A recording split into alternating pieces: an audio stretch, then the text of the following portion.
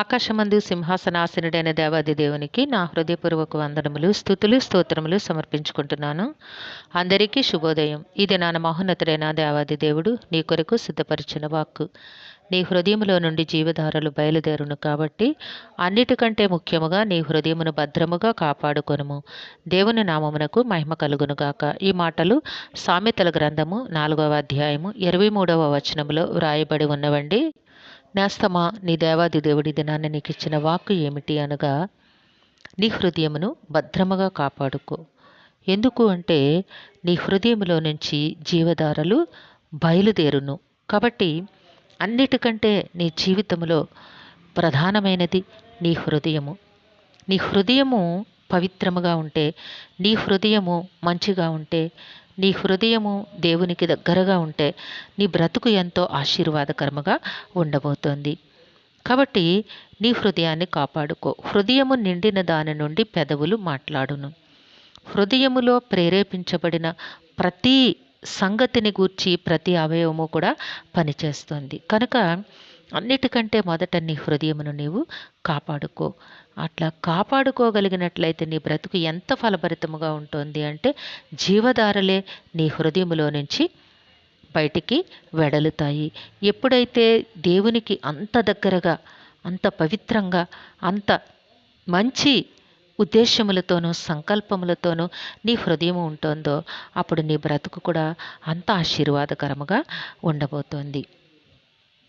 కాబట్టి నేస్తమా, దేవుని మాటల యందు లక్ష్యం ఉంచి నీ హృదయంలో దేనిని గూర్చి కూడా చెడు ఆలోచన, నీ పొరుగువారిని నాశనాన్ని గూర్చి కానీ, వారిని కష్టపెట్టాలి అన్న ఆలోచనలను గూర్చి కానీ ఎన్నడూ నీ మనసులోనికి రానివ్వకుండా నీవు దేవుని సంకల్పముల యందు నిలువబడి దేవాది దేవుని ఆరాధించుకుంటూ కొనియాడుకుంటూ ఆయన కృపలో గనక నీవు జీవించగలిగినట్లయితే నీ బ్రతుకును దేవుడు ఎంతో ఆశీర్వాదకరముగా చేయనయున్నారు. నీ హృదయములో నుంచి జీవధారలు వెళ్ళినట్లుగా నీ హృదయములో నుంచి వెళ్ళిన ప్రతి మాట అనేక మందికి జీవమునిచ్చినదిగా, నిత్య జీవమునకు నడిపించినదిగా దేవాది దేవుడు చేయనయున్నారు.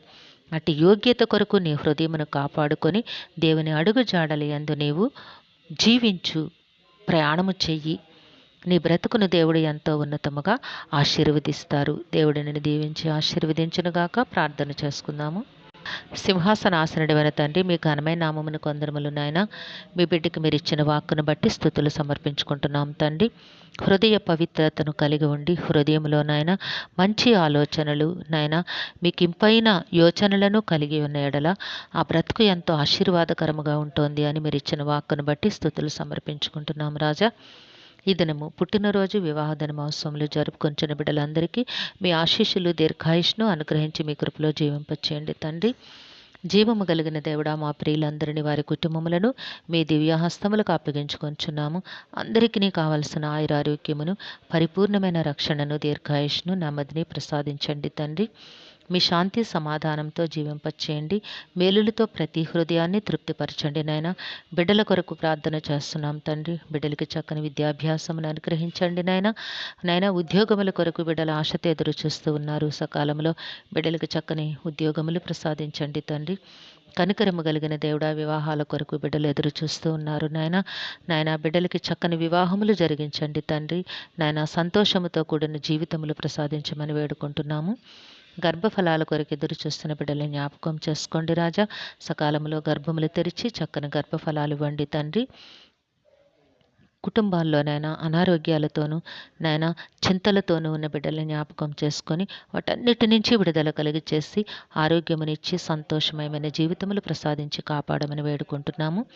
మా ప్రియులు చేస్తున్న నాయన ఉద్యోగములలో, వ్యాపార విధులలో, పనిపాట్లలో తోడుగా ఉండి వారి కష్టమునకు నాయన మంచి ఫలములు మీరు అనుగ్రహించండి దేవా. కృప చూపించండి తండ్రి. రాకపోకల్లో తోడుగా ఉండండి. ప్రయాణాల్లో సహాయం చేయండి తండ్రి.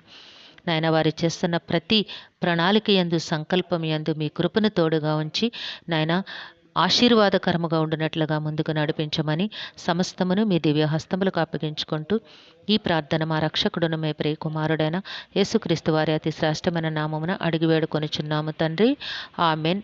సర్వకృపానిదేగు దేవుడు మీ కుటుంబ జీవితంలో ఉన్నతమైన ఆశీర్వాదములు అనుగ్రహించి మిమ్మను ఆయన నామ మహిమ కొరకు జీవింపచేయునుగాక. Amen, amen, amen.